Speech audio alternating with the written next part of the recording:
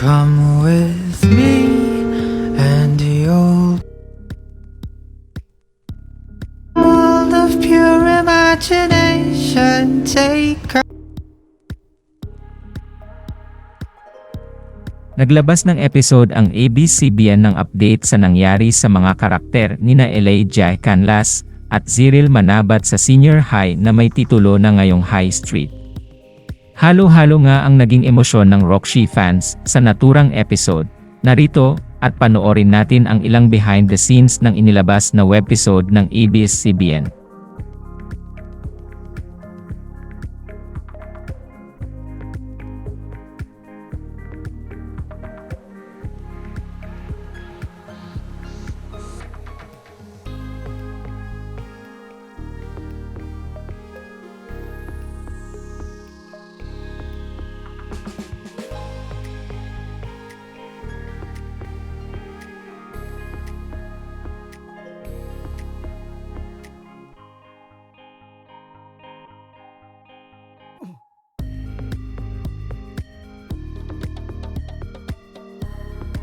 Outfit check! Turn around, turn around! Outfit check! Ang kampana tuloy. So lahat pa napanood yung teaser ng High Street. Kasi kakapanood ko lang ngayon and hindi ko alam anong mafe-feel. Hindi ko alam. Parang naka-times na yung heart ko. Parang hindi ko alam kung nakakakaba, nakakatakot, nakaka-excite. Pero of course super happy kasi napanood ko na yung mga ginawa namin for this past since April 3 lang kami nag-start eh. So this month, so grabe. Tulala pa ako. And dahil hindi ako mapaniwala, tulala ako, anong gagawin? Magpaganda ako. Kasi wala mapupuntahan yung pagiging tulala eh. So, maglaro na tayo ng ganda-gandahan since since napanood niyo akong nanganganak, ngarat, bumaba sa taxi, sumulat ng birth certificate, ng nasasaktan. So tara, mag-get ready with me tayo, finished version. Kasi katapusan mo na, Archie. Ba't ka nagpakulong?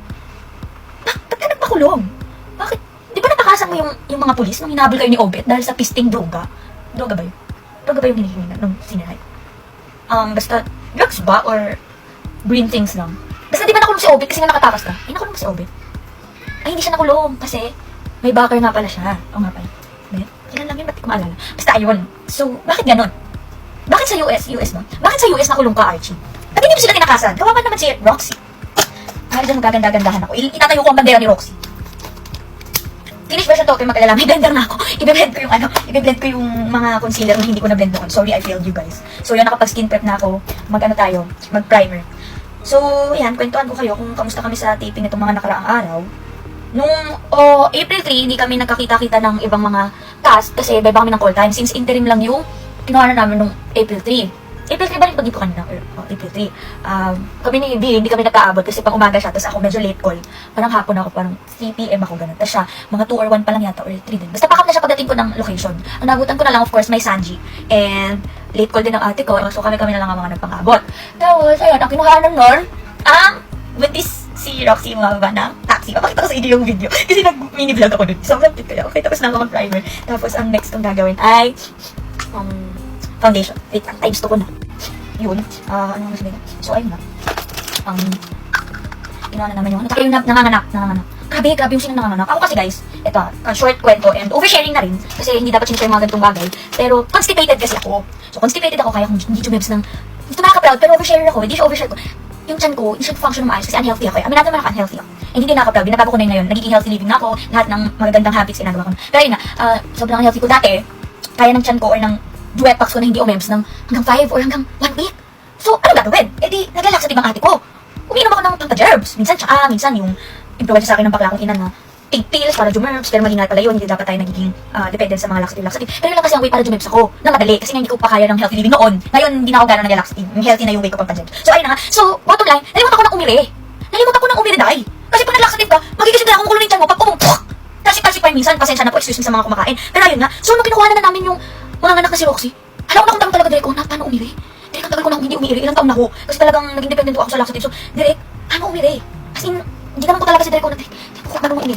So, first take namin, feeling ko, gano'n, yung mga napapanood kong mga movie or teleserye or palabas na may nanganak, gano'n, dinadaan sa sigaw.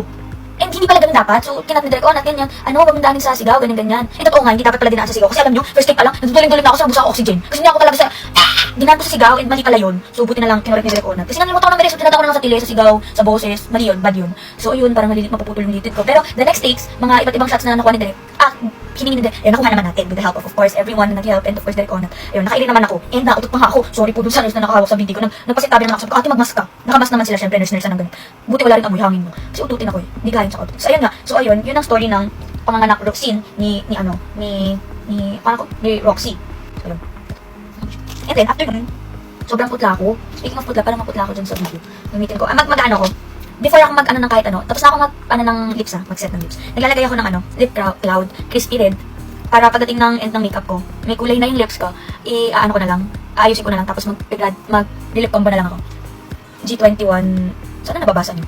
Sana nag-focus yung camera. G21 Soft Matte Lip Cream, Velvet ito sobra. Wildly Whipped Hydrate Liquid Lipstick. Shade 05 Crispy Red. Parang hindi man ako mapagla kung dumagagol. Ito, shoota, crispy red talaga. Arang-aral ng kinain ko at nahulay labi ko, diba? G21 Lip Cloud. So, ayun na nga. Tapos, after nun, ang mga pinuhanan, si nila Roxy, si nila Sanya, and Kenji. Tapos, ano pa ba? Ayun, after nun, okay naman. Sino pa ba mga kasama ng first day? Yun lang. Unti lang kami interim kasi parang pangkawit lang yun eh. Hindi siya yung, alam ko sa pagkakaalam at pagkakaintindi ko, hindi yun ipapalabas sa TV. Yun yung napanood natin kanina. For teaser lang siya. For teaser, trailer, Dreamscape, So, kailangan talaga lahat ng, gusto manood ng High Street, panoorin nyo yung interim. Kasi lahat ng katanungan nyo, pag napanood nyo yung High Street, interim ang sasagot. Amazing nga, first time ko malaman yung word na interim. Set lang natin ng Kilay's key. Wait lang. So, after nag-foundation ako, and sinat ko na rin to. Di ba ang ganda ng combo pagka yung crispy red ng G21, tapos lagyan mo ng foundation ng gilid, nakaka-soft gel. So, ayun na nga, nag-foundation na ako. Next natin is contour.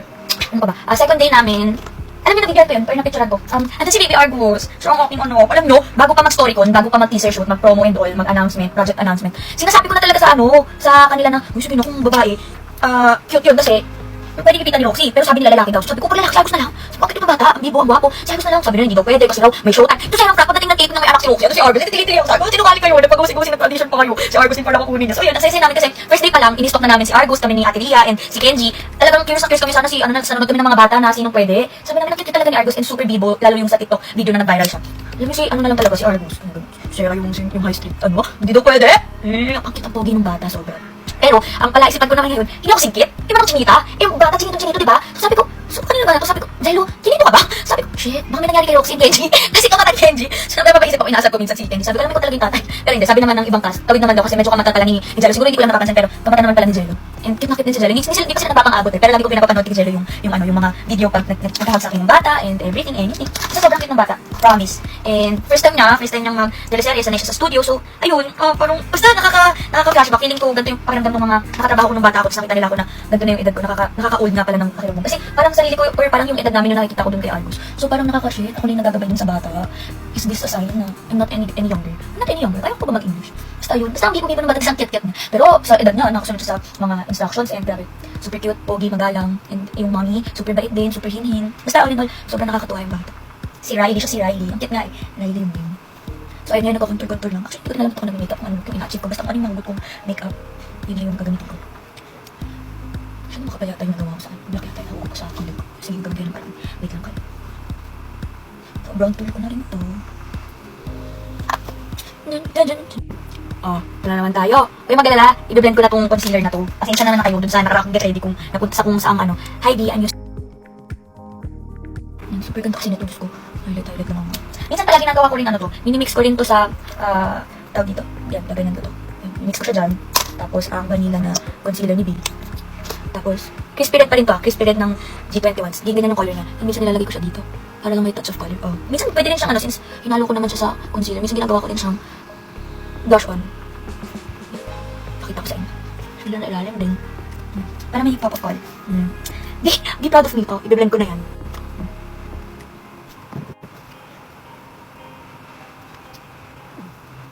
Curves, hindi ko lang kailangan ng isang kilo for my nose line. Thank you, Faces and Curves. Hindi na po ako nag-iisang kilong nose line. Faces and Curves and Doc J. Recasata made my nose. Puta, pwedeng humati ng script yan sa sobrang tulis, Ino kaya. Pero, natural looking. Faces and Curves lang yun. Minsan pala pag gusto ko medyo mapula-pula yung nose ko, anong shade ba yun? Ito, ang berry ng lip gloss, meron silang parang violet. Yung dito lang, parang igaganyan ko lang siya. Tapos lalagay ko sa tip. Para lang mapula-pula. Yun ang lahat ng yun, eyeliner lang. Tapos okay na, yun na yun. Okay na. Yan, eyeliner, tapos accessories by HB Gold. And there you go. Highlight lang. And also, meron akong ginagawa. Yung Rose Garden na lip gloss ng G21. Nilalagay ko siya dito. Sa gitna. Para may gradient look. And nilalagay ko dito sa ilalim ng eyes. Para. Sa phone ako kaya ibang quality kasi naputol sa TikTok. So, ayan. Still pretty. Nakatapos ako ng Get Ready With Me blended version. Thanks guys! Bye-bye!